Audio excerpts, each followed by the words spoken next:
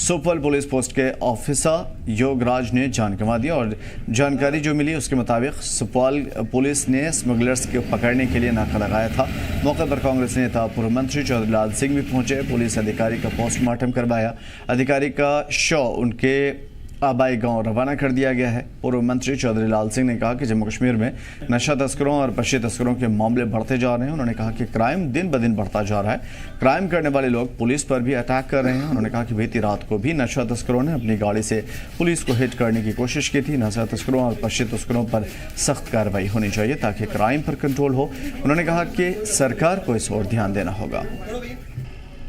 देखो, मैं तो समझता हूँ कि जो लोगों की सिक्योरिटी कर रहे हैं वो खुद इनसिक्योर हैं, और जो हालात इस तरीके से जिन लोगों ने बनाए हैं, स्मगलर हैं या कोई भी लोग हैं, इनको सख्ती से निपटना चाहिए, कुचल देना चाहिए।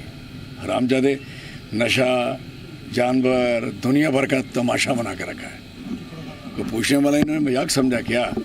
सरकार बेकार होती है, कोई किसी को लोगों को बचाएगी? जब इन बदमाशों का सारा दिन जब बदमाशी करेंगे, सुबह अर्ली, रात लेट, और जो हालत है, जो सारा कसूर मैं समझता हूँ कि इस एडमिनिस्ट्रेशन को सख्ती नहीं करे। एक बार हुआ, दूसरी बार हुआ, ये लगातार हो रहे हैं, किसी ने कोई तीन नहीं है। मैं खुद परेशान हूँ इस बात के लिए कि हमारी आती है और सुबह रात को कहीं किसी का एक्सीडेंट कर दो, पुलिस को मार दो।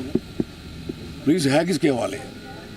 असली कारण है कि इन्होंने सारे तो बेचारे, सिपाही तो रहा है नहीं, एक सिपाही नहीं, थानों की स्ट्रेंथ जो है 0 है। ASI और वह एक बंदा वो खड़ा है, क्योंकि लेवल ही ये पहुंच गया है। जब आप भर्ती नहीं करोगे, आप थाने मजबूत नहीं करोगे, आप कैसे इंसाफ कर पाओगे? और सांबा के सरहदी इलाकों में एनिमल स्मगलर्स के जरिए पुलिस के ऊपर गाड़ी चढ़ाने और SI के कत्ल की मुखालिफत में BJP कारकुनों ने सांबा में पुरजोर एहतजाज शुरू किया है। लोगों ने कहा है कि अगर पुलिस महफूज नहीं है, हम कैसे महफूज हैं? लोगों ने एनिमल स्मगलर्स के खिलाफ कड़ी कार्रवाई करने की मांग की है। इस मामले के बाद सांबा के अलग अलग इलाकों में लोगों ने पशु तस्करों के खिलाफ एहतजाज कर SI की शहादत के बाद दुख जताया और मुलजिमों पर सख्त कार्रवाई की मांग की। रात का वाक़या एक बड़ा ही शर्मनाक और निंदनीय वाक़या है जो फूलपुर वाले रोड में हुआ है। इस जैसे हमें सुबह पता चला तो हम सब ने आज यहाँ पे फैसला किया, आज हम नेशनल हाईवे अपना ब्लॉक करेंगे। ये एक मेरी और मेरी तरफ से, पूरे सांबा की तरफ से एक सरकार को चेतावनी है खुली। हम आज आपके माध्यम से चेतावनी दे रहे हैं, अगर इस पर सख्त से सख्त कार्रवाई नहीं हुई जल्द से जल्द तो वो दिन दूर नहीं। आज हमने नेशनल हाईवे सांबा ब्लॉक किया है, पूरा जम्मू कश्मीर बंद होगा एक दिन। और मैं आपके माध्यम से प्रशासन को भी और अपने SSP साहब को, DSP साहब को, सबको, जितने भी सांबा डिस्ट्रिक्ट में हमारे प्रशासन है, उनको भी ये चेतावनी देना चाहूँगा, इस पर जल्द से जल्द कड़ी से कड़ी कार्रवाई की जाए। और जैसे ही ऐसी कोई वारदात होती दिखती है तो शूट एट साइड का ऑर्डर होना चाहिए, ना कि उनको कहीं रोका जाए, ना ही कोई बैरिकेड उन पर आगे किया जाए। अगर पुलिस ही सुरक्षित नहीं है तो हम भारत देश के लोग कैसे सुरक्षित रहेंगे? और युवराज जी जो गोरक्षा के करने के लिए द्वारा उनकी जो डेथ हुई है, और आज अभी प्रोटेक्शन कर रहे थे, मेरे साथ 2-3-4 पुलिस वाले थे, कि वो अगर पुलिस वाले ही एकता नहीं होगी तो हमारी कैसे सुरक्षा होगी? इसी के साथ मैं ये कहना चाहता हूँ कि सब सांबा वासी इकट्ठा हुए और उसके ऊपर ज़मीन जो उन्होंने कब्जे किए हुए हैं उनको छुड़ाएं। और पुलिस से यही मेरी घटना है कि गाय को जो भी कोई भी लेके जाता है और सीधी गोली मारनी चाहिए उनको। ये घटना हुई है जो बहुत शर्मनाक और निंदनीय है, और इससे पहले 2 बार हो चुकी है। जो मोबाइल स्मगलिंग करते हैं, बॉर्डर के इलाके से निकल के जाते हैं, सारे जो गुज्जर बकरवाल वो जहाँ रहते हैं, उन्होंने ही सारा ये गंदगी फैला के रखी हुई है। सारा बूचड़खाने उन्होंने खोल के रखे हुए हैं। सारे हमारे लोगों के ऊपर जो गाड़ियाँ भी चढ़ा देते हैं। अगर पुलिस ही सुरक्षित नहीं है तो हम कैसे सुरक्षित रह सकते हैं? ये तो एक बड़ी भयानक मार्ग हो गया ना, जब कोई उनको रोकेगा तो वो ऊपर गाड़ी ही चला देंगे। तो फिलहाल एक ASI के कत्ल के बाद हालात थोड़े से बदल गए हैं और लोग नाराज़ हैं, और नाराज़ हों भी क्यों नहीं, क्योंकि इस तरह के इंसानियत के ख़िलाफ़ कत्ल के तौर पर इसे देखा जाना चाहिए। एक बड़ा, एक मुनज़्ज़म और एक गलत अंदाज में, ख़ास तौर पे वो लोग जो लोगों की, आम लोगों की हिफाजत के लिए तैनात रहते हैं दिन रात, उनके ऊपर इस तरह के जो मुलजिम हैं, इस तरह के जो मुजरिम हैं, उन्होंने अपनी तमाम तर मुजरिमाना फ़ेल को, काम को और साजिशों को अंजाम दिया है। तो एक एएसआई की मौत ही नहीं बल्कि सिक्योरिटी में मामूर उन तमाम लोगों की मौत है जो लोगों की हिफाजत में लगे हुए हैं। इसी वजह से लोगों में गम गुस्सा है, नाराज़गी है। गुरदास कुमार हमारे साथ जुड़े हुए हैं सांबा से। गुरदास, क्या कुछ था मामला, सबसे पहले ये जानने की कोशिश करेंगे। जी बिल्कुल अमीर, आपको बता दें कि आज जिस तरह से अगर हम बात करेंगे, एक घटना जो है वो पेश आई है। ये सांबा जिला का जो है फूलपुर मार्ग है, और जहां पर पुलिस को एक कहीं ना कहीं सूचना प्राप्त हुई थी कि यहाँ से जो है वो गो तस्करी हो रही है, और यहाँ से माल मवेशियों की जो तस्करी जो है वो पशु तस्कर अक्सर करते हैं, और यहाँ से गाड़ियां जो है वो रवाना होती है। उसी को देखते हुए, उसी सूचना के आधार पर पुलिस ने जो सफवाल पुलिस पोस्ट है उसी ने जो है कि एक नाका जो एस्टेब्लिश किया हुआ था। हालांकि ये एस्टेब्लिश बीती रात को जो है नाका एस्टेब्लिश किया गया था, और जब पुलिस को जो पशु तस्कर देखते हैं और गाड़ी की रफ्तार जो है वो तेज कर देते हैं, और उसी दौरान बैरिकेड कर तोड़कर जो है जो गाड़ी है वो भाग पाने में जो है वो सफल रहती है। हालांकि जो बैरिकेड है उसके टूटने के बाद जो है कि जो पुलिस के अधिकारी जो सुरक्षा में तैनात थे, वहां पर चेकिंग पॉइंट पर तैनात थे, उनको जो वो घायल हुए हैं, और उसी घायल के दौरान उनको जो है कि एम्स विजयपुर में हालांकि उपचार के लिए लाया गया।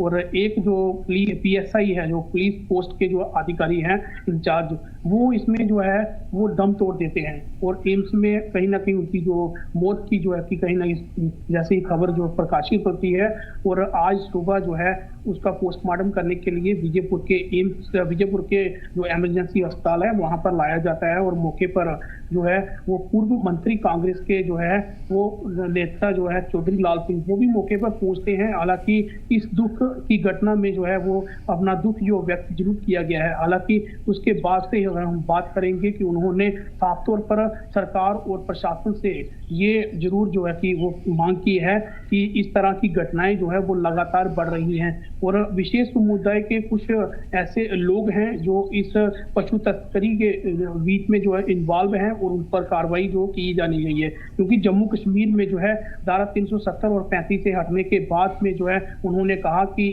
क्राइम रेट जो है वो दिन ब दिन बढ़ रहा है, और पहले जो है उड़ता पंजाब जो है कि नाम सुना जाता था, अब जो है उड़ता जम्मू बनाया जा रहा है। कुछ पॉलिटिकल लीडर्स की भी जो इसमें जो है उन्होंने इन्वॉल्वमेंट बताई है, और जरूर जो है कहीं ना कहीं निशाना साधते हुए कहीं ना कहीं प्रशासन पर, और उन्होंने कहा कि सरकार को इस ओर तवज्जो देनी चाहिए, और कहीं ना कहीं जो हमारी सुरक्षा करने में तैनात पुलिस कर्मियों पर ही अगर इस तरह के अटैक होते हैं, तो अगर सुरक्षा कर्मी ही जो है वो सुरक्षित नहीं होंगे तो हम कैसे जो है सेफ रह सकते हैं। ठीक उसको लेकर जो है पूरे जिले में जो है आज माहौल जो है गरमाया रहा, और वो रक्षक जो है कि जो कार्यकर्ता हैं उनकी समिति ने भी जो प्रदर्शन किया है गगवाल में, और सांबा राष्ट्रीय राजमार्ग पर जो है भाजपा कार्यकर्ताओं ने भी जो है इस मामले को लेकर जो है प्रदर्शन किया और रोष व्यक्त किया है पूरी घटना को लेकर। और साफ तौर पर यह कहा गया है कि जो सुरक्षा देने वाले, जो लोगों को सुरक्षा देने वाले ही जो सुरक्षित नहीं रहेंगे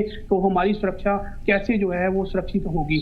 और ठीक उसको लेकर जो है सवालिया निशान उठाए जा रहे हैं। पुलिस पर जो है कि अटैक हुआ है उसका दुख भी व्यक्त किया है, और योगराज की जो है कि आज जिस तरह से मौत हुई है और उसकी शहादत हुई है, और कहीं ना कहीं उसको लेकर दुख व्यक्त जरूर किया जा रहा है। लोगों में रोष भी जो है वो जरूर देखने को मिल रहा है, और मांग की है कि ऐसे लोगों को जो है वो शूट आउट कर दिया जाना चाहिए, क्योंकि समाज में इस तरह की जो कि दरिंदगी जो कि जिस तरह से फैलाते हैं लोग, और इंसानियत का शरेआम जो कत्ल कर रहे हैं, उसको लेकर कहीं ना कहीं लोगों में जरूर रोष देखने को मिल रहा है। जी अमीर, क्या जो मुलजिम इस मामले में शामिल हैं, जिन्होंने रात के अंधेरे में इस तरह की घिनौनी हरकत की है, क्या उनको पकड़ा जा सका है? अब तक किसी भी तरह की पुलिस की जानिब से कार्रवाई हुई है या कोई स्टेटमेंट सामने आया है?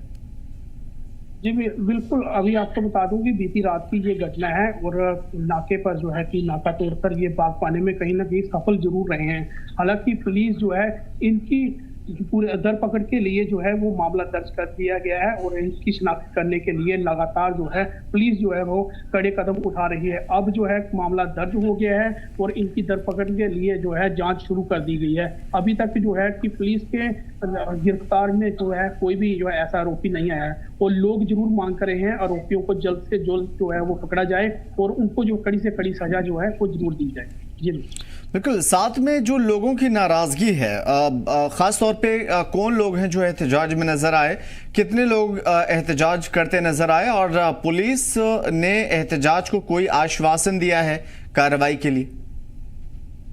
बिल्कुल अमीर, आपको बता दूं कि अगर हम बात करेंगे कि जिस तरह से ये घटना पेश आई है, एक तरफ पुलिस जो है जो शहीद और जो जिन्होंने जो है कि इस पूरी घटना में जो है कि जिनकी मौत हुई है, पीएसआई जो है योगराज जी की, जो कि आज जो है उनका लास्ट राइट जो है अगर हम बात करेंगे अंतिम संस्कार जो है वो राष्ट्रीय सम्मान के साथ जरूर किया गया है। और ये अगर हम बात करेंगे बिश्ना, जम्मू जिले का जो बिश्ना एरिया है वहाँ का रहने वाला है और पुलिस जो है आज उसको जो कि राष्ट्रीय सम्मान के साथ जो है अंतिम संस्कार जरूर कर दिया गया है। और उसी के दौरान लोगों ने प्रदर्शन किया है, भाजपा के कार्यकर्ता थे और लगभग अगर हम बात करेंगे सैकड़ों कार्यकर्ताओं ने राष्ट्रीय राजमार्ग को अवरुद्ध कर जो है बंद किया गया और प्रदर्शन किया गया, अपना एहतजाज जो है वो जरूर दर्ज कराया है। और ठीक उसी के साथ साथ गढ़वाल की अगर हम बात करेंगे, राजपुरा सीमावर्ती क्षेत्र में गो रक्षक समिति ने जो है वो प्रदर्शन किया है। अब जो ये आवाज जरूर उठ रही है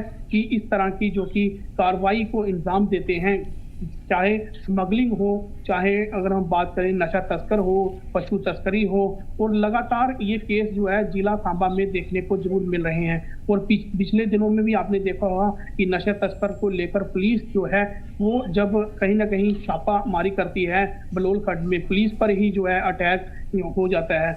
लगभग अगर हम बात करेंगे बीते कुछ महीनों के बीच में अगर हम बात करेंगे पुलिस पर लगातार जो है वो अटैक कर रहे हैं। ये विशेष समुदाय के कुछ लोग हैं जो कहीं ना कहीं अपने समाज को गंदा करने में और कहीं ना कहीं उसमें जो है कि कहीं ना कहीं अगर हम बात करेंगे ये कुछ लोग जो है इस तरह की तस्करी जो है करते हैं। वो ठीक उसको लेकर जो है कि विशेष समुदाय के लोग भी जो है वो लगातार मांग करते रहते हैं, इनके खिलाफ जो है वो कार्रवाई जरूर होनी चाहिए। अब जो है किस तरह से आज ये घटना पेश आई है, अब जो है कि सांबा जिला के आम लोग हो और गो रक्षक समिति हो, भाजपा कार्यकर्ता हो, उन्होंने प्रदर्शन किया है और मांग ये की गई है कि इस तरह के पशु तस्कर हो और स्मगलिंग करने वाले जो है किसी भी तरह की जो स्मगलिंग करते हैं उनको पर जो है कड़ी कार्रवाई जो की जानी चाहिए। बिल्कुल। आप बने रहिए हमारे साथ गुरदास, कुछ अहम खबरों का रुख कर लेते हैं, उसके बाद मैं आपकी तरफ आता हूँ। फिलहाल जो सांबा की सूरत हाल है उसके बारे में बात कर लेते हैं। सांबा जिले के सरहदी इलाके, खासतौर पर सांबा खुद ही एक सरहदी इलाका है। रामगढ़ की अगर बात कर लें, वार्ड नंबर 5 में तेज हवाओं के चलते BSNL का एक टावर एक मकान पे जा गिरा। गनीमत ये रही कि इस हादसे में कोई जानी नुकसान नहीं हुई, लेकिन एक बड़ा हादसा था क्योंकि एक BSNL की नाकामी ही नहीं बल्कि लापरवाही भी है। लोग एहतजाजी मुजाहरा कर रहे हैं, नाराजगी का इजहार कर रहे हैं। लोगों ने कहा कि कंपनी की लापरवाही के चलते एक बड़ा हादसा पेश आ सकता था, किसी की जान जा सकती थी। लोगों ने मांग की है कि हादसे में मकान को पहुंचे नुकसान का फौरी तौर पर कंपनी मुआवजा दे। देखिए, इनका जो पूरा जो मकान है, ऊपर से लेंटर, बिल्डिंग्स, टैंकी, माउंटी जो पूरी डिसमेंटल हो चुकी है, लेकिन एडमिनिस्ट्रेशन का कोई भी बंदा यहाँ पे नहीं पहुंचा। इवन की गार्ड भी यहाँ पे कोई भी नहीं है। उनको हमने इंटीमेशन दी, उनको सूचना दी, लेकिन कोई नहीं आया। लेकिन ये मोहल्ले के सेंटर में इंस्टॉल किया गया है टावर, ये तो एक ऐसे भी खतरा बना हुआ है। कोठे पर ये बारियां बुरियां बंद करा रहे उसले ते उपर चढ़े ते दिक्खेआ ठारी बाई एडी जोर तक बाई आई, कोई हिसाब नहीं। अस डरी गे, अस फटाफट मोंटी दे अंदर बड़ी गे। साडी सारी बिल्डिंग हिल्ली गेदी है ते सारा मकान साड़ा हिल्ली गेदा सारा। सानू एदा सारी मोंटी टुटी गेदी, टैंकी टुंकी सारा कुछ हिल्ली गेदा साडा। सानू एदा मुआवजा दित्ता जाए ते एक से इथों टावर चुक्या जाए।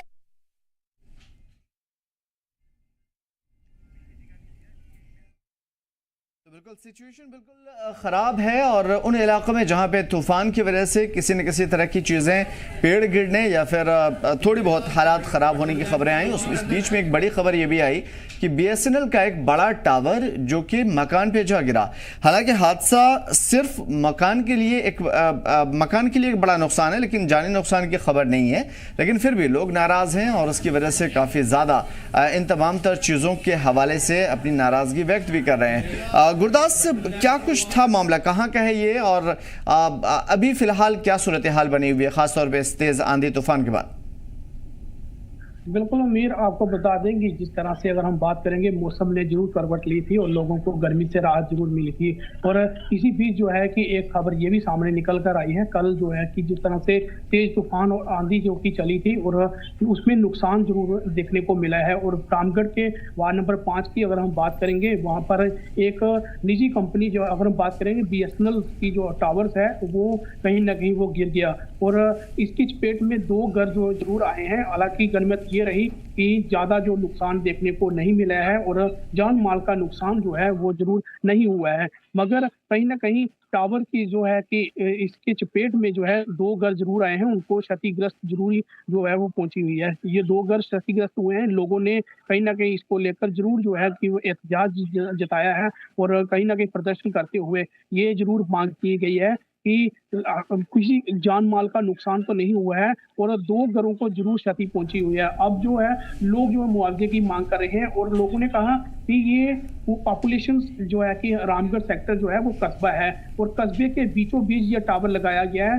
जरूर इसको लेकर पहले भी एहतजाज जो है जताया जाता था, रोष प्रकट किया जाता था कि इस टावर्स को जो है यहाँ पर नहीं लगाया जाए, क्योंकि रेडिएशन जो है इसकी रेडिएशन में आने से बहुत सारे जो कि गाँव के जो शहर के जो लोग हैं उनको नुकसान जो आए दिन जो है पहुंच रहा है, क्योंकि उनकी जो हालात है अगर हम बात करेंगे वो जरूर जो है कि उसमें नुकसान देखने को मिल रहा है और लोग जो है आए दिन बीमार होते हैं इसकी रेडिएशन को लेकर। और उन्होंने इसको जो कि कहीं ना कहीं टावर्स को यहाँ से हटाने की बात जरूर की गई थी, मगर अभी ये घटना जो है बीती रात को ही पेश आई है और ये टावर जो है वो गिर जाता है, 2 घर जो है इसकी चपेट में आते हैं। हालांकि गनीमत ये रही कि जान माल का नुकसान नहीं हुआ है। लोग अब जो है निजी कंपनी से और BSNL कंपनी से मुआवजे की मांग कर रहे हैं कि जल्द से जल्द मुआवजा जो दिया जाए। इसी के साथ साथ अगर मैं आपको बता दूं कि सांबा जिला के अलग अलग इलाकों में जो है कि कच्चे मकान जो है वो गिरने की जो है वो कहीं ना कहीं खबर सामने आई है। अगर हम बात करेंगे सांबा जिला का सोडम गांव, पहाड़ी गांव है, वहां पर एक कच्चा मकान जो है वो सुभाष सिंह का वो गिर जाता है और उसमें जरूरी सामान जो घर के कागजात है, वो घर का खाने पीने का जो अगर हम बात करेंगे जरूरतमंद की चीजें हैं वो इसमें जो ध्वस्त हो जाती हैं, वो कहीं ना कहीं खराब हो जाती है। और ठीक उसी के साथ साथ अगर हम बात करें रामगढ़ सेक्टर के ही गरदारी लाल है, उसके जो कमरे की जो टीनें हैं, घर की जो टीन छत है वो पूरी तरह से उड़ जाती है, घर से जो है छत पूरी तरह से जो है वो ध्वस्त हो जाता है। और कहीं ना कहीं इसी के साथ साथ तो जिले के अलग अलग इलाकों में जो ये घटनाएं जो है कल तूफान के बाद ये पेश आई हैं। लोग अब मांग कर रहे हैं प्रशासन जो मौके पर पहुंचे और उनको जो है कि जो असेसमेंट के बाद मुआवजा जरूर दिया जाए। जी अमीर, बड़ी बात यह है कि लोग खासा नाराज़ भी हैं और अपनी नाराज़गी व्यक्त भी कर रहे हैं। बहुत शुक्रिया तमाम तर मालूमात के लिए और तमाम तर बेहतरीन अपडेट्स के लिए गुरदास। तो फिलहाल इस तरह के हालात सांबा के अलग अलग इलाकों में देखने को मिले। अब राजौरी से बांडीपुरा के गुरेज के ऊंचे चरागाहों की ओर जाने वाले गुज्जर और बकरवाल की बात करते हैं। ये तबका लोगों को इस साल बहुत ज़्यादा, इस तबके से जुड़े हुए लोगों को बहुत ज़्यादा परेशानी। एक तो पहलगाम इंसिडेंट हुआ, दूसरी तरफ इंडो पाक वार की सिचुएशन बनी। तो ये मौसम जब वो माइग्रेट करते हैं ऐसे वक्त में, जबकि उनके माइग्रेशन का टाइम है, ऐसे टाइम पे सिचुएशन ख़राब हुई। और उसके बाद अब एक बड़ा मसला ये हो रहा है कि ये अपनी जगह से मूव नहीं कर पा रहे हैं। उसकी कई वजूहत है। सिक्योरिटी के लिहाज से इंतज़ामिया ने मुबैना तौर पर सरहदी इलाकों के पास आवाजाही इनकी रोक रखी है, पाबंदी है, और इसकी वजह से दर्जनों खानाबदोश परिवार नोमैड्स मैदानी इलाकों में फंसे हुए हैं। ये उन इलाकों में नहीं जा पा रहे हैं जहाँ पे इनकी बकरियां या फिर इनके पालतू जानवर चरते हैं। मुतासिरा परिवार जो गर्मियों के दौरान अपने मवेशियों को चराने के लिए गुरेज के हरे भरे अल्पाइन घास के मैदानों में जाते हैं, वहाँ पे इस वक्त इनको नहीं जाने दिया जा रहा है। सिक्योरिटी के बहुत सारे रीज़न हो सकते हैं, संगीन परेशानियों का सामना है इनको। अभी फिलहाल ये सड़कों के किनारे या दूसरे जंगलों में अभी बिखरे पड़े हैं और इनको उन इलाकों में जाने का नहीं मिल पा रहा है। तो प्रॉब्लम्स हैं, मुनासिब जो चरागाह है वहाँ तक ये नहीं पहुँच पा रहे हैं, उसकी वजह से लोगों की जो मवेशी है वो मर रहे हैं, लोगों का नुकसान बहुत ज़्यादा हो रहा है, ख़ासतौर पे गुजर बकरवाल वालों का। और इसमें जो माली और जज्बाती तौर पे एक झटका है वो इन लोगों के लिए बड़ा है। ऐसे में इन परिवारों ने अब आला हुकाम से फौरी तौर पे मुदाखलत की अपील की है और अपनी रवायती परवास को जो सालाना चलती है जारी रखने के लिए इंतज़ामिया से मांग की है। उनका तर्क ये है कि पाबंदियों की वजह से न सिर्फ उनकी सदियों पुरानी कदीम रवायत को ठेस पहुँचा है, मुतासिर हुई है, बल्कि उनके जानवरों को भी बड़ा ख़तरा है।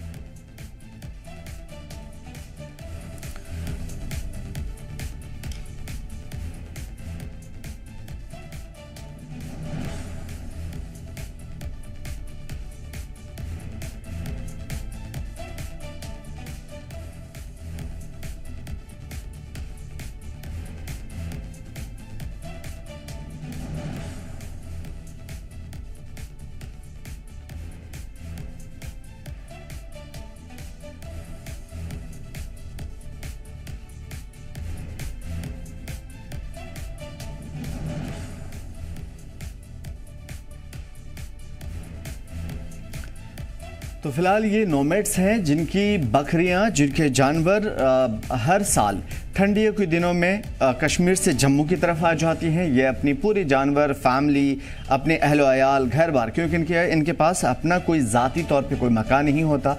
जम्मू कश्मीर के अलग अलग हिस्सों में ये रहते हैं। गर्मियों के दिनों में ये कश्मीर चले जाते हैं, वादियों की इन जंगलों में जो अल्पाइन के दरख्त नज़र आ रहे हैं, हरे भरे घास नज़र आ रहे हैं, वहाँ पे ये रहते हैं। और जो ख़ास तौर पे ठंड वाला दिन होता है, ये जम्मू चले जाते हैं, पंजाब चले जाते हैं, अलग अलग रीजन में ये उस वक्त रहते हैं। तो इनके लिए बहुत सारे कठिनाइयाँ हैं, लेकिन उसके बावजूद इस मरतबा जो हर साल इंतज़ामिया की जानिब से मदद दी जाती थी, उनको इस मरतबा मदद नहीं मिल पा रही है। और सिक्योरिटी के लिहाज से भी इस मरतबा उनको परेशानियां हैं। यानी कि जो पहाड़ों की ऊंची ऊंची चोटियों पे, ऊंचे ऊंचे इलाकों में वादी के अंदर जाया करते थे, ये वहाँ नहीं पहुँच पा रहे हैं, क्योंकि ख़ास तौर पर इनके लिए जो मसाइल थे, इनके लिए जो परेशानियां थी, वो अभी के अभी जूं की तूं हैं। और सिक्योरिटी के लिहाज से इनके जानवर वहां जा नहीं पाएंगे तो चरेंगे क्या, और धीरे धीरे मर जाएंगी। बकरीद का टाइम है, रोज़ी रोटी का ज़रिया इनका वाहिद यही है। फ़िलहाल इनको बहुत सारी परेशानी है और उन परेशानियों के बीच में गुजर बकरवाल अभी जूझ रहे हैं।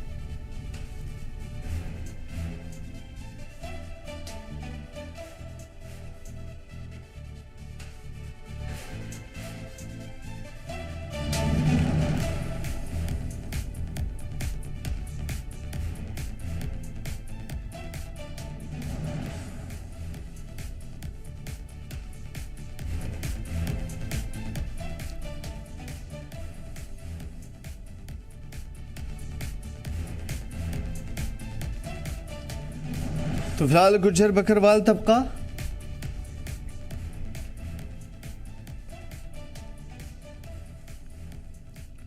तो गुजर बकरवाल के अलावा एक बड़ी और भी एक समस्या है इस मरतबा अमरनाथ यात्रा के हवाले से। हालांकि सब कुछ ठीक करने की कोशिश चल रही है, लेकिन उसके बावजूद भी पहलगाम इंसिडेंट के बाद एक बड़ा डर लोगों को ये ज़रूर सता रहा है कि क्या ये चीज़ें सेफ़ है। और इसी चीज़ के लिए अब तैयारियां चल रही है मुकम्मल तौर से, ताकि दहशतगर्दों के मुँह फेरे जा सकें।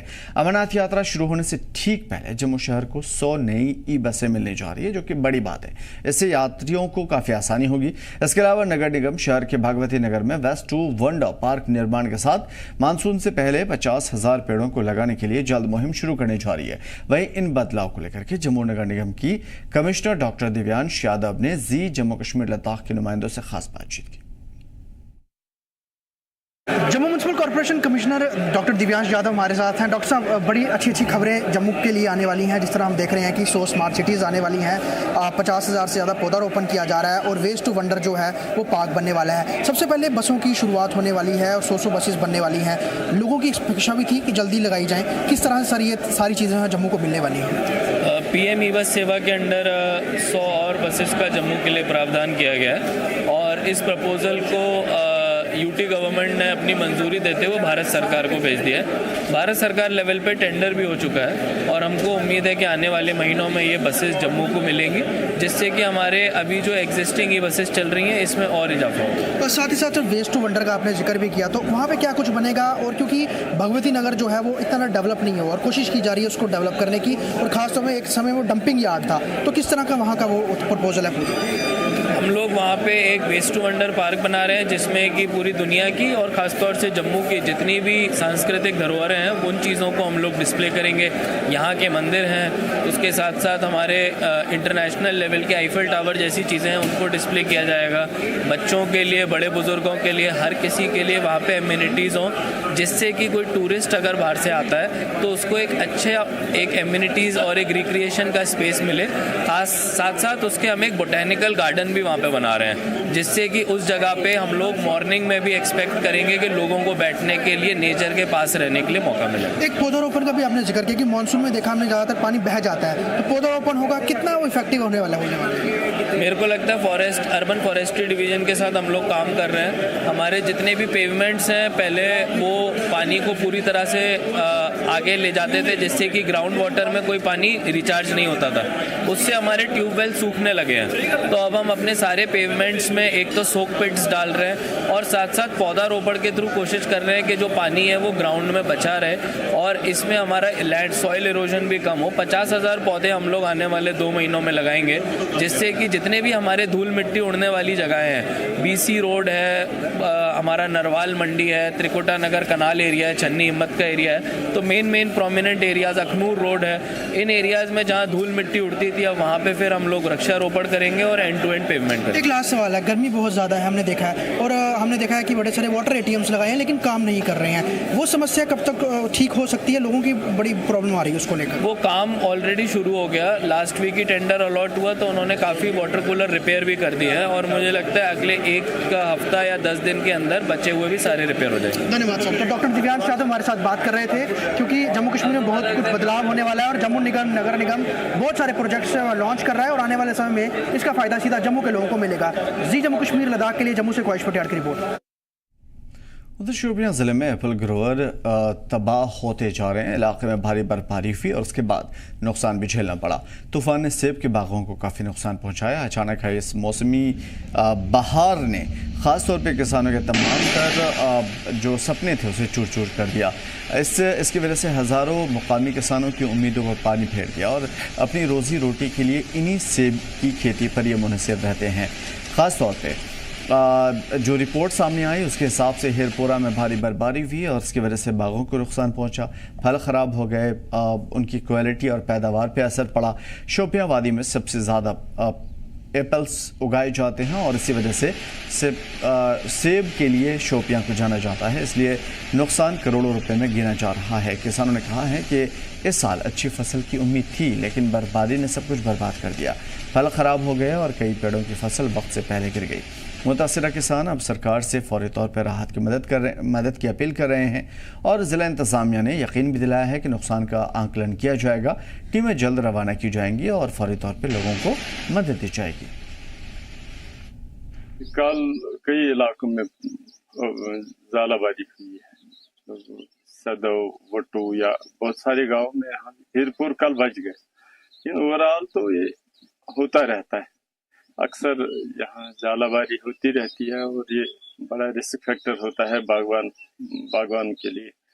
बहुत सारा पैसा इसमें इन्वेस्ट होता है और हमारी मईशत का दारोमदार इस पर है, इसलिए होना चाहिए था गवर्नमेंट की तरफ से। हम कंपनसेशन कहेंगे लेकिन वो एक अच्छा हल इसका नहीं है। बेहतर ये था कि एक हेल नेट अगर फराहम करते, क्रॉप इंश्योरेंस देते या हमें ट्रेंड करते कि किस तरह हम प्रूनिंग, क्योंकि बर्फबारी में भी नुकसान होता है, प्रूनिंग कैसे करें इनकी, और किस तरह हम ज़्यादा से ज़्यादा फसल, सेहतमंद फसल पैदा करें। हम चाहते हैं कि हम अपनी टांगों पर खड़े हो जाएं, क्योंकि ज़मींदार के पास उसकी खेती बाड़ी है, मौरूसी वरासत है, वो कोई उसके सरकार को कुछ भी नुकसान नहीं अगर वो रास्ता दिखाएं कि किस तरह ज़्यादा से ज़्यादा फ़ायदा हम ज़मीनों से। जम्मू कश्मीर वक्फ बोर्ड के चेयरपर्सन डॉक्टर दरख्शान अंद्राबी ने हमारे नुमाइंदे से खास बातचीत की। कहा कि पाकिस्तान ने ऐसा काम किया जिसे देखकर दिल दुखी हुआ। हमारी यही कोशिश है कि जम्मू कश्मीर में अमन कायम रहे, नौजवान नशे से दूर रहें और सभी लोगों की तरक्की हो, ख़ास तौर पर जम्मू कश्मीर की तरक्की हो। साथ ही उन्होंने भी कहा कि ज़रूरतमंद के हर लेवल पर मदद करने के लिए वक्फ बोर्ड तैयार है। आप एक सिपह सालार की तरह जम्मू कश्मीर में अमन को बहाल करना चाहती हैं, लगातार लोगों को फरागत पहुंचा के, उनको मदद करके या उनके लिए सहूलियात को फराहम करने के लिए। लेकिन जो करंटली सिचुएशन है, कहीं ना कहीं भी हमें लोग परेशान नज़र आ रहे हैं, मुतासर नज़र आ रहे हैं, और उसका एक ही वाहिद जो वजह है वो पाकिस्तान है, जिसकी वजह से सारे लोग अभी परेशान। जहाँ एक राहत का सामान आपकी तरफ से मुहैया किया जा रहा है, वहीं पर परेशानी का सबब कुछ और भी बन रहा है। क्या आपकी तरफ से, आपकी पार्टी की तरफ से कोई ऐसा बड़ा कदम उठने वाला है? जिस तरह से हमने ऑपरेशन सिंदूर की सक्सेस, कामयाबी देखी, ऑब्वियसली हमारे कई सारे मुशीर अभी पूरी दुनिया में घूम रहे हैं जो पाकिस्तान के हवाले से बात कर रहे हैं। क्या आपकी तरफ से भी कुछ ऑन ग्राउंड इस तरह के इकदाम उठ सकते हैं जिससे लोगों के लिए राहत का सामान बन सकता है? आपने देखा कि पार्टी की तरफ से जिस तरह से हर जगह हमारे काडर घूम रहे हैं, चाहे ऑनरेबल MLAs हैं, हमारे पार्टी के प्रेसिडेंट है, जनरल सेक्रेटरी ऑर्गेनाइजेशन है, हम हर जगह गए, उसमें हम भी सिपाही की तरह चलते रहें। लेकिन हमने जो लोगों के मुश्किलात देखे, हमारे जो टीम्स थी वो केंद्रीय सरकार तक भी और यहाँ की सरकार तक भी पहुँचाए। जहाँ तक वक्फ बोर्ड का अपना एक अलग फंड्स रहते हैं वगैरह रहते हैं, जहाँ हम उड़ी और करना गए, आपने देखा वहाँ पे जो हमसे सहायता हो पाई हमने वो कर ली वक्फ की तरफ से। लेकिन उनको बहुत ज़्यादा सहायता चाहिए, क्योंकि पाकिस्तान ने जो ऐसा काम किया है जो नहीं करना चाहिए, जिसको देखकर दिल बहुत दुखी हो गया, ज़ार ज़ार रोने को मजबूर हो गया, तार तार हो गया कि उन्होंने सिविलियन इस पे अटैक किया है, वहाँ के घरों को बर्बाद कर दिया। जबकि यहाँ पे ऑपरेशन सिंदूर इसलिए कामयाब हो गया क्योंकि हमने सिविलियन अटैक्स नहीं किए, हमने दहशत गर्दों के ठिकानों को नेस्तनाबूद कर दिया वहाँ पे हमारे सेना ने। लेकिन उन्होंने कायरता दिखाकर यहाँ के सिविलियन को निशाना बनाया और हमारी सरकार इतनी सक्षम है कि वो फिर से आबाद हो जाएंगे। आखिरी बात आपसे जानना चाहूँगा, क्योंकि ये बहुत अहम है, आपने सरकार के निज़ाम से उठकर एक ऐसा कदम उठाया जो जम्मू कश्मीर में अब हिस्ट्री बन चुका है। वक्फ बोर्ड ने बर वक्त हिकमत उठा के आपने आदिल हुसैन के भाई को नौकरी दी, ये काबिल सराहनीय है, पूरी मुल्क इसकी सराहनीय करता है, अप्रिसिएशन। आपकी बातें अक्सर हमें पार्लियामेंट में आपकी तारीफ़ें सुनने को मिलती है। बट मैं ये भी जानना चाहता हूँ कि क्या कोई ऐसा निज़ाम क्रिएट किया जाएगा जो मुतासरा लोग यहाँ पे हैं अलग अलग रीजंस की वजह से, क्या वक्फ के लिए भी कहीं ना कहीं पे कोई ऐसी बहबूदी कर पाएगा जिससे ये हो सकेगा? और दूसरी चीज़, एक लीडर होने के नाते पूरे जम्मू कश्मीर के आवाम के लिए आपकी क्या मैसेज रहेगी? देखिए, पहले मैं बता दूंगी कि एक यहाँ की बेटी होने के नाते लीडर तो वो बनते हैं जो दिलों पे राज करते हैं। हम ये कहेंगे कि खिदमतगार होने के नाते हम यही कहेंगे कि हमें अमन पहले सबसे ज़्यादा इम्पॉर्टेंट है और युवाओं के लिए हम यही कहेंगे कि वो नशे से दूर रहें, तभी तरक्की हो पाएगी। दूसरी बात कि बोर्ड, जहाँ तक जम्मू कश्मीर वक्फ बोर्ड की बात है, पहले आप जानते हैं कि ये खसारे में चल रहा था। अभी 3 सालों से हम जब मुनाफा कमाते हैं तो मुनाफे में हम उनको ज़रूर याद रखते हैं जो इसके हकदार हैं, और हमने कोशिश की है कि हम हकदारों तक हक पहुंचाएं। इंशाल्लाह। बहुत बहुत शुक्रिया आपका हमारे साथ बात करने के लिए।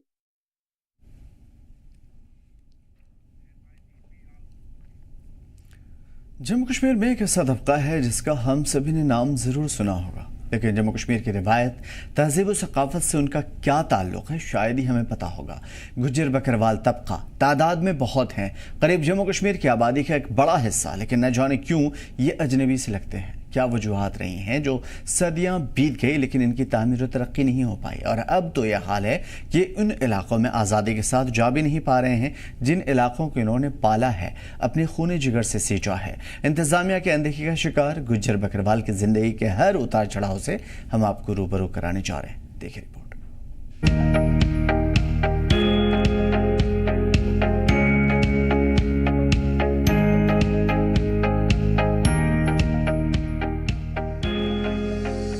ये कहानी है उन कदमों की जो सदियों से पहाड़ों की चुपचाप राहों पर रवा है। ये दास्तां है उन आंखों की जिनमें मौसमों का इंतजार छुपा है। ये सदियों पर मुहित काफिला है गुज्जर बकरवाल बिरादरी का। पहाड़ों, वादियों, जंगलात और मैदानों के बीच नकल मकानी करते हुए ये जीते हैं, मरते हैं और तारीख लिखते हैं खामोशी से। कहते हैं कि मेहनत वो रोशनी है जो हर अंधेरे को जला देती है। गुज्जर बकरवाल कबीला भी ऐसा ही एक चिराग है जो सदियों से जम्मू कश्मीर के पहाड़ों में जलता आया है। ये लोग न सिर्फ पहाड़ों के मुहाफिज हैं बल्कि कुदरत के असल हमदम भी। मौसम चाहे कैसा भी हो, यह कबीला अपनी बकरियों, घोड़ों और सकाफत के साथ चलता रहता है। इन्होंने पहाड़ों को पाला है, इनकी जुबान समझी है, इनकी जिंदगी का हर दिन सफर है, मगर ये सफर इन्हें जीने का हुनर सिखाता है। कब आए हो यहाँ पे? आपको हो गया थोड़ा अरसा हो गया।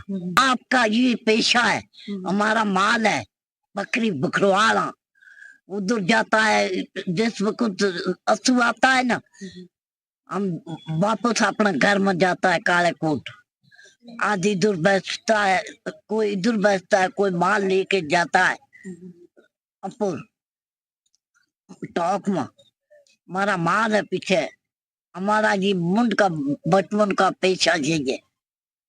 उधर भी जाता था, इधर भी आता। वहाँ पे कितनी गर्मी है आज? उधर बहुत गर्मी सी पहला। यहाँ कैसा मौसम है? इन्हें ठंडा है ना, यो बारिश बड़े ठंडा हो जाए वो मौसम, फिर वो दिन ठीक है। क्या करा, दिक्कत भी होती होगी? क्या दिक्कतें आती है? दिक्कत क्या होती है? परेशानी होती है कुछ बारिश से? कई परेशानी बैठी था, बेटी बीमार हूं तो या पथरी है तो कौन लाज नहीं चल सकता, दवा खाऊं लगी।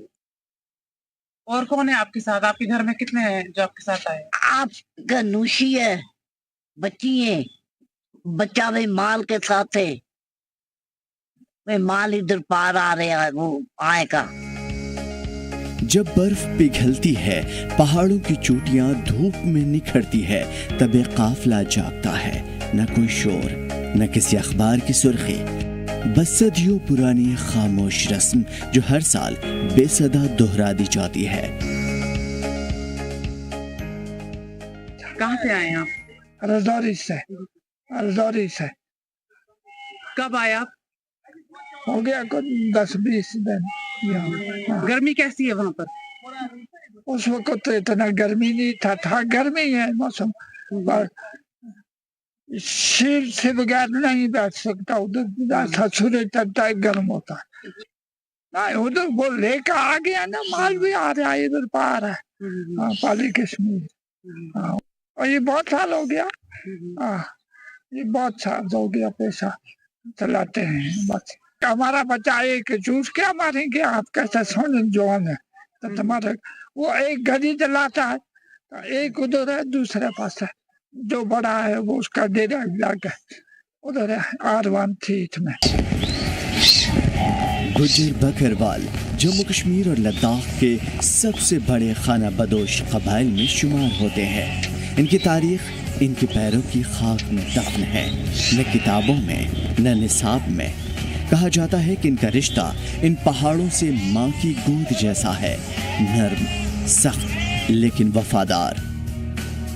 हम बकरवाली खानदान से ताल्लुक़ रखते हैं।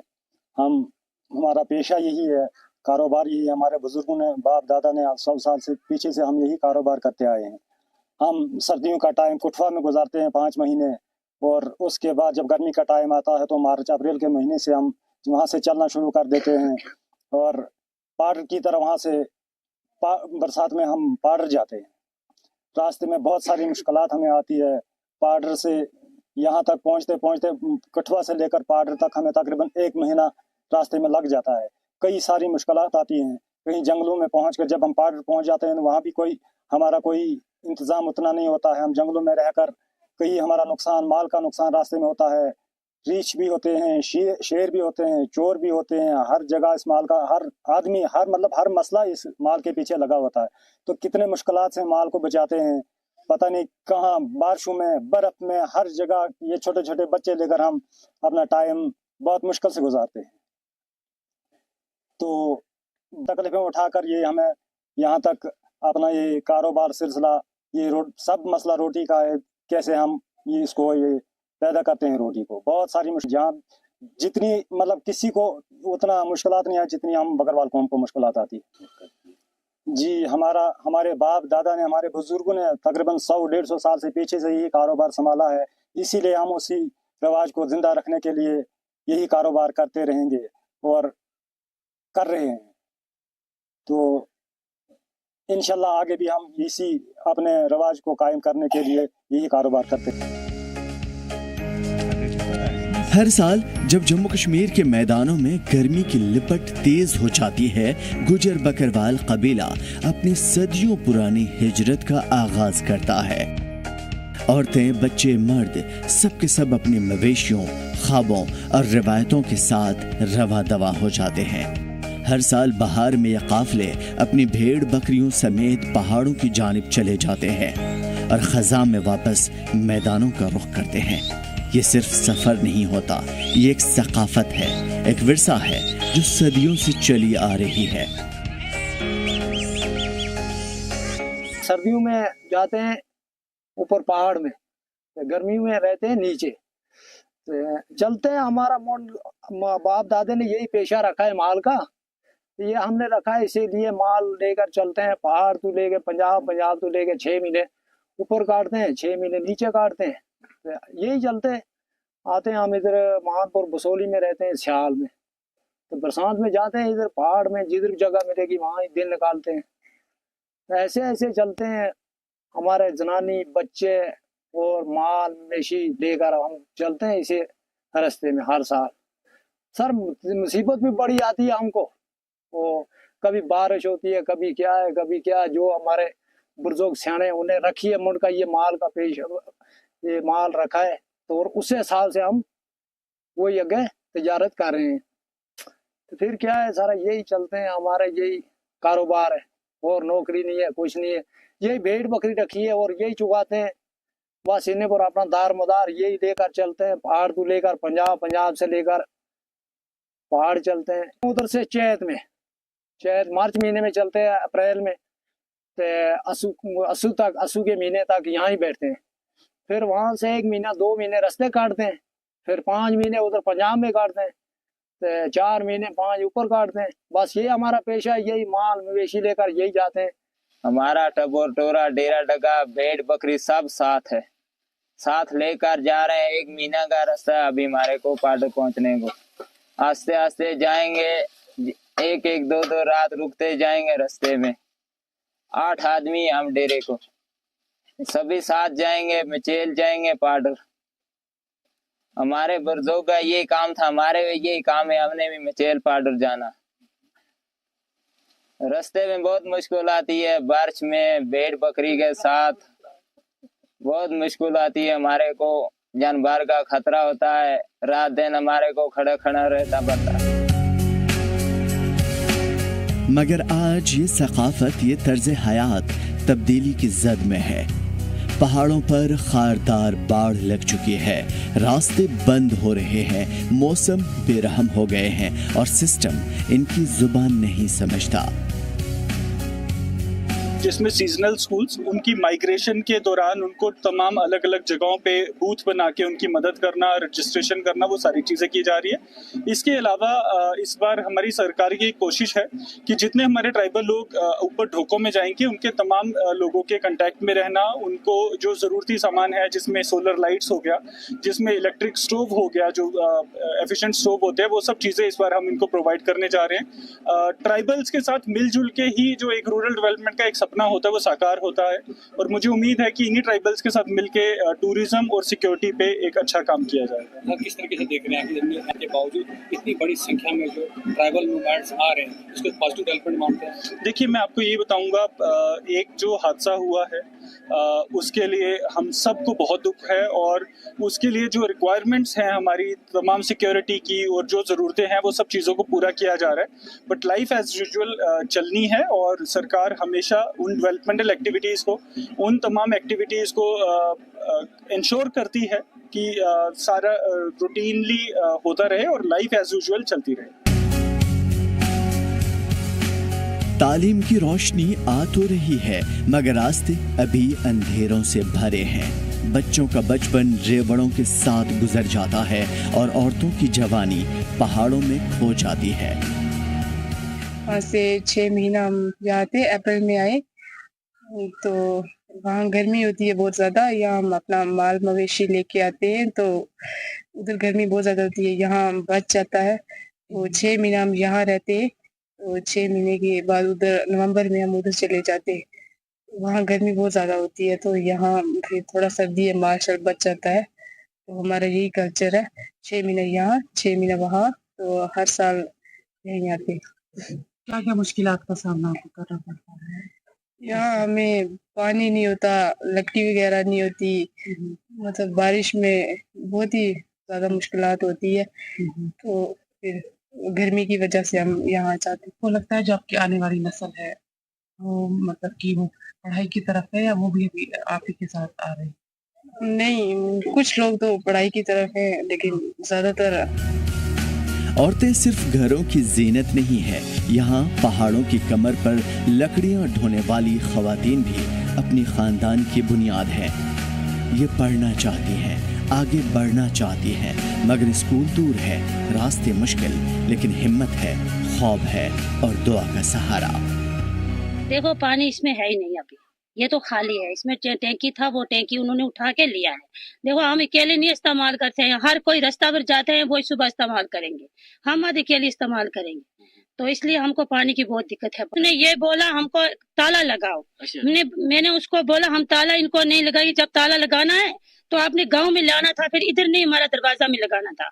तो उसने बोला हमको दो दिन गुजरा, तीसरे दिन वो आ गया, उसने बोला हम टैंकी उठाएंगे, तो हम अपने घर में शादी है, हमारा भाई की शादी है, लड़की की शादी है, तो हम उधर इस्तेमाल करेंगे। आज तक कोई बात ना वापस आई टैंकी, ना हमको पानी का कुछ न पता। तालीम की रोशनी की तलाश में गुजर बकरवाल बच्चे रोज मीलों का फासला तय करते हैं, क्योंकि वो जानते हैं कि इल्म ही वो रास्ता है जो उन्हें जमाने के साथ जोड़ सकता है। ये बच्चे गैर मामूली ज़हीन हैं। अगर उन्हें सही मौके मिले तो ये पहाड़ों से निकलकर दुनिया को रोशन कर सकते हैं। मिसाल के तौर पर तराल की शबनम सिद्दीक की कामयाबी, 463 नंबर हासिल किया बगैर किसी कोचिंग के। शबनम के ख्वाबों ने पहाड़ों को चीर दिया। एक आरजी खेमे में रहकर वो एक मिसाल बन गई। रास्ते लंबे थे, लेकिन हिम्मत नहीं हारी, हार नहीं माना। यहाँ से हमें 1 किलोमीटर दूर जाके हमें स्कूल हम जाते थे, तो बहुत सारी डिफ़िकल्टीज थी। यहाँ पे कोई रोड वगैरह अवेलेबल नहीं है, रोड कनेक्टिविटी तो बिल्कुल भी नहीं है। और जैसे कि आपने बोला हम टेंट में रहते हैं, तो यहाँ पे भी बहुत सारी डिफ़िकल्टीज़, विंटर में जब आइस थी तो बहुत स्नो थी वगैरह, बहुत सारी डिफ़िकल्टीज फेस की। फिर उसके बावजूद भी मैंने मेहनत की, और ये बाकी स्टूडेंट्स के लिए यही मैसेज रहेगी कि हिम्मत कभी नहीं हारनी है, अपना 100% देना है, अपना 100% देना है, और बाद में ये रिग्रेट नहीं रहना चाहिए कि हम इससे ज़्यादा कर पाते थे या ये, तो अपना 100% देना है और हिम्मत कभी नहीं हारनी। बहुत सारी डिफ़िकल्टीज़ फेस करनी थी, जैसे आजकल के स्टूडेंट्स जो है वो इंटरनेट यूज़ करते हैं वगैरह, तो वैसा कोई सोर्स नहीं था कि हम सोशल मीडिया से या वगैरह से तालीम हासिल करते। तो जो भी हमें स्कूल में पढ़ाते थे हमें उसी को नज़र देती, और टीचर्स ने बहुत ज़्यादा सपोर्ट किया। जो हमारे वहाँ के टीचर्स हैं उन्होंने बहुत ज़्यादा सपोर्ट किया। मैं ना करती थी, जो वो पढ़ाते थे वही पढ़ती थी, और मैंने कोई कोचिंग वगैरह नहीं की। ये सफ़र महज हिजरत नहीं है, ये जद्दोजहद है, कुर्बानी है, मोहब्बत है ज़मीन से और एक गहरा ताल्लुक़ कुदरत से। मगर ये रास्ते आसान नहीं होते। एक लम्हे की बिजली साल भर की मेहनत को राख कर गई। शोपियां में दवा के बाद 25 भेड़ों की मौत हो गई। भरोसा किया था इलाज पर, मगर जख्म और गहरा होता चला गया। गुजारिश सबसे पहले तो मेरी उस परवरदिगार आलम से है जिस रब्बिल आलमीन ने हमें पैदा किया है, जो हमारी रोज़ी है वही देने वाला, वह लेने वाला है। लेकिन उसके साथ साथ मैं गवर्नमेंट से भी अपील करता हूँ कि ख़ासकर हमारे जो ट्राइबल लोग हैं, मैं इस बार सदियों से मैं अपने पार्लियामेंट मेंबर जनाब किबला मियां अल्ताफ़ साहब का शुक्रगुजार हूँ कि उसने पार्लियामेंट में भी ये आवाज़ उठाई थी कि हमारे जो ट्राइबल लोग हैं उनकी बकरियाँ कोई गाड़ियों के नीचे मरा जाती है, कोई पहाड़ों में मर जाती है, तो उनके लिए कुछ रखा जाए।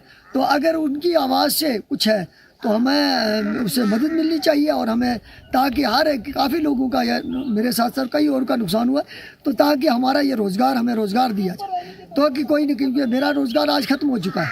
तो अब मेरे बच्चे जो हैं वो भी तालीम में भी पढ़ भी रहे हैं इंशाअल्लाह रहमत। तो अब उनके लिए सहारा जो है, वो सहारा के लिए हम अपील करते हैं गवर्नमेंट से कि वो कोई ना कोई हमारे लिए मदद करे, ताकि हमारा जो रोज़गार है वो हमें मिले। तो इसका मैं आप सबसे पहले मैं आप चैनल का मैं शुक्रगुजार हूँ कि आप इस दुख की घड़ी में जल्द से जल्द हमारे पास पहुँचे। हुकूमतें आई, मंसूबे बने, मगर गुजर बस्तियां अब भी अंधेरों में है। न तालीम, न सेहत, न पनाह का सहारा। ये कबाइल महज चरवाहे नहीं है, ये तहजीब का चलता फिरता खजाना है। जब शहर अपनी जड़ें भूल जाएं, तो यही काफिले हमें याद दिलाते हैं कि जीना जमीन से जुड़े रहने का नाम है। ये हिजरत सिर्फ रास्तों की नहीं होती, ये वक्त के खिलाफ एक लड़ाई भी है। जरूरत है एहसास की, तहफ़्फ़ुज़ की और इज्जत की। गुजर बकरवाल सिर्फ पहाड़ों के नहीं, ये हमारी तहजीब, हमारी पहचान है। उनका बचाव हम सब की जिम्मेदारी है। ये काफिला शायद कल भी चलेगा, मगर बदलते नक्शे, कवानीन और मौसम उनके सफर को जरूर अजनबी बना रहे हैं। ये सिर्फ गुज्जर बकरवालों की कहानी नहीं है, ये हम सब की जिम्मेदारी है कि हम इन खामोश काफिलों की आवाज बने, इससे पहले कि आवाज पहाड़ों की गूंज में कहीं खो जाए। ब्यूरो रिपोर्ट, जी, जम्मू कश्मीर लद्दाख।